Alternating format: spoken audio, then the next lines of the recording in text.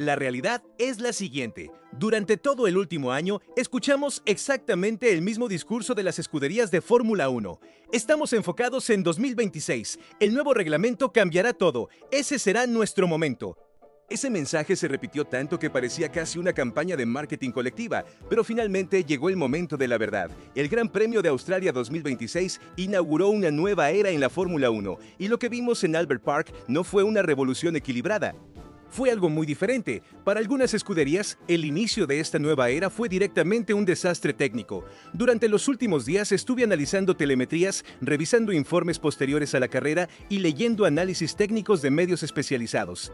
Y la conclusión es clara. Hay equipos grandes que ya empezaron 2026 completamente perdidos. Hoy vamos a analizar en detalle las 4 escuderías que peor comenzaron esta nueva era de la Fórmula 1.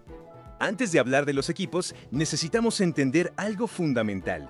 El reglamento 2026 cambió radicalmente la Fórmula 1. Los coches ahora son 200 milímetros más cortos entre ejes, 100 milímetros más estrechos, 30 kilogramos más ligeros. Además, la aerodinámica sufrió una reducción enorme, cerca de 30% menos downforce, hasta 50% menos resistencia aerodinámica. Pero el cambio más brutal está en los motores. Por primera vez en la era híbrida, la potencia está prácticamente dividida en partes iguales.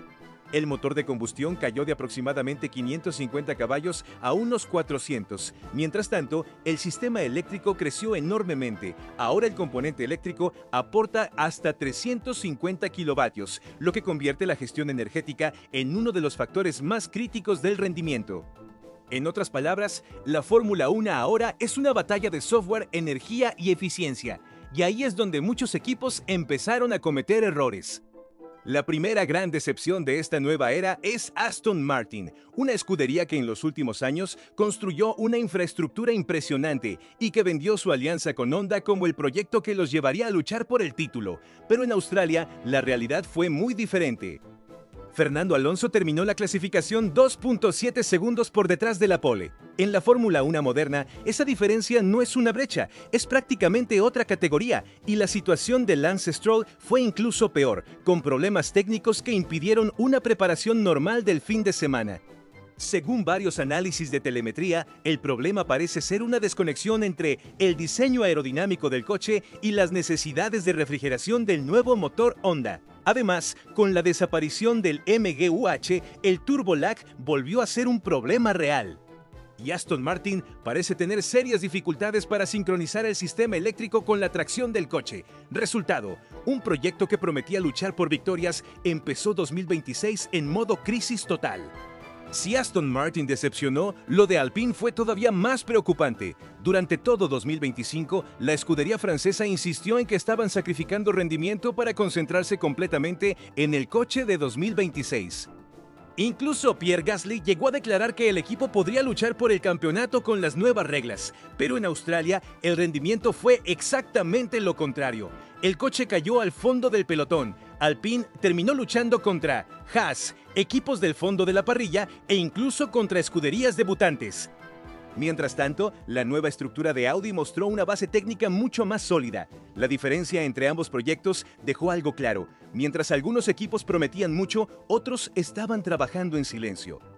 Williams también aparece en esta lista. Sí, Alex Albon logró meterse en Q2, pero hay que analizar el contexto. Ese resultado se dio en parte por incidentes de otros pilotos y por un nivel de corte muy bajo en la clasificación.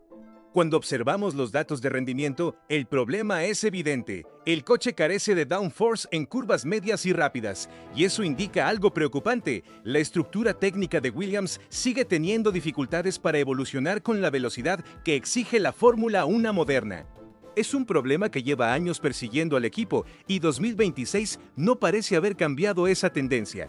Pero la mayor sorpresa de Australia fue McLaren, una escudería que venía de luchar por victorias y que parecía tener uno de los proyectos más sólidos del paddock. Sin embargo, en la primera carrera del año, el resultado fue alarmante. Lando Norris terminó más de 50 segundos detrás del ganador.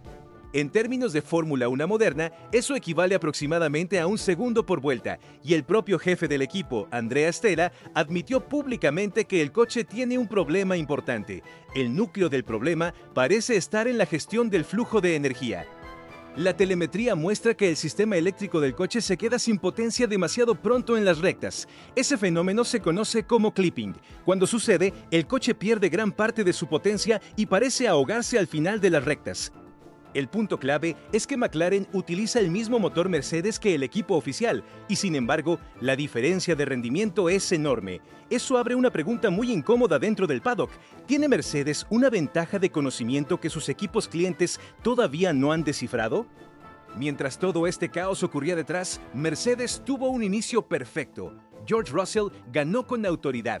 El equipo acertó con el motor, con el software y con el equilibrio del coche, pero el éxito de Mercedes también tiene otro efecto. Expone con mucha claridad los errores de los demás. El reglamento 2026 fue diseñado para igualar el rendimiento, pero lo que estamos viendo hasta ahora es algo diferente. La brecha entre los equipos que dominan la complejidad tecnológica y los que todavía están aprendiendo puede ser incluso mayor que antes.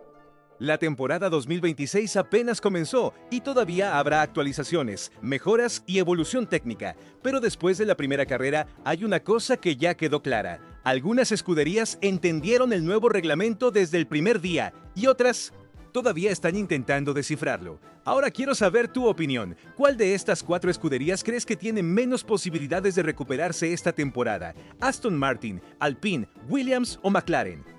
Y sobre McLaren, ¿es solo un problema de software o estamos viendo algo más serio? Te leo en los comentarios.